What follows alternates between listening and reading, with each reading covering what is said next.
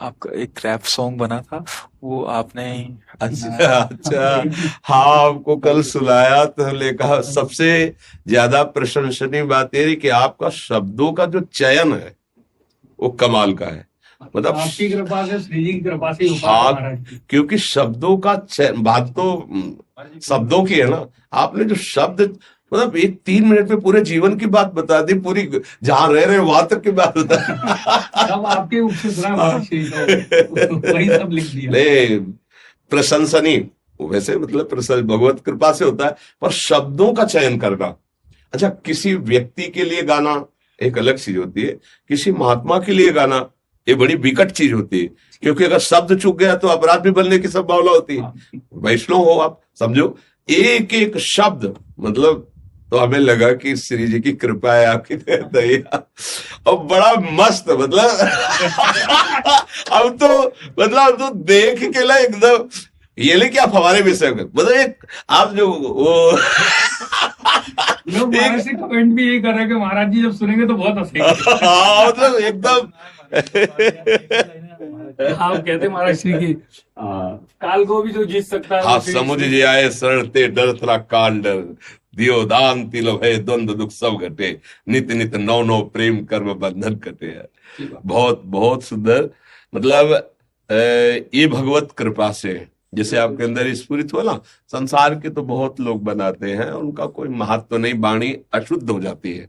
जब हम प्रभु और प्रभु के दासों के प्रति बोलते हैं तो हमारी वाणी पावन हो जाती है और वो जगत प्रशंसनीय हो जाती मैं है। महाराज श्री वृंदावन के लिए, आप जैसे संतों के लिए जो भी अच्छा कार्य कर रहे हैं धर्म क्षेत्र में, उन सब सिर्फ महानुभावों के लिए ही करता हूँ। हाल बहुत ठाकुर जी के सुंदर, लिए। हाँ बहुत सुंदर, बहुत सुंदर। लाओ इनको श्री जी का माला पहना दो। प्रभु जी, ये छोटी सी बच्ची आपका नाम जपती है, श्री राधा वल्लभ सुधेर। हाँ, बहुत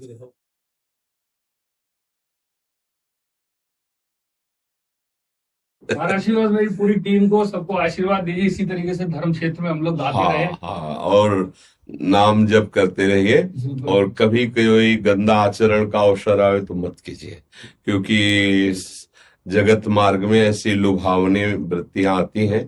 अगर आप अधर्म और असत आचरण नहीं करेंगे ना, तो ये उन्नति आगे से आगे बढ़ती जाती है। महाराज एक प्रश्न था छोटा सा जी, कि मतलब हमें ठाकुर जी से कभी गुस्सा होने का अधिकार है? पूरा अधिकार है, उनके सिवा हमारा कोई है नहीं। जब हमसे प्यार कर सकते हैं तो हम प्यार में ही नाराज होते हैं, उनसे नहीं नाराज होते। हाँ। जैसे छोटा बच्चा है, अब वो पालित और पोषित अपने पिता से है, अब अगर उसकी कोई मांग है और वो नहीं होता तो पिता के छाती में चढ़ करके वो उन्हीं को गुस्से से मारता है, हमको ला दो ना, तो वो उसका प्यार का।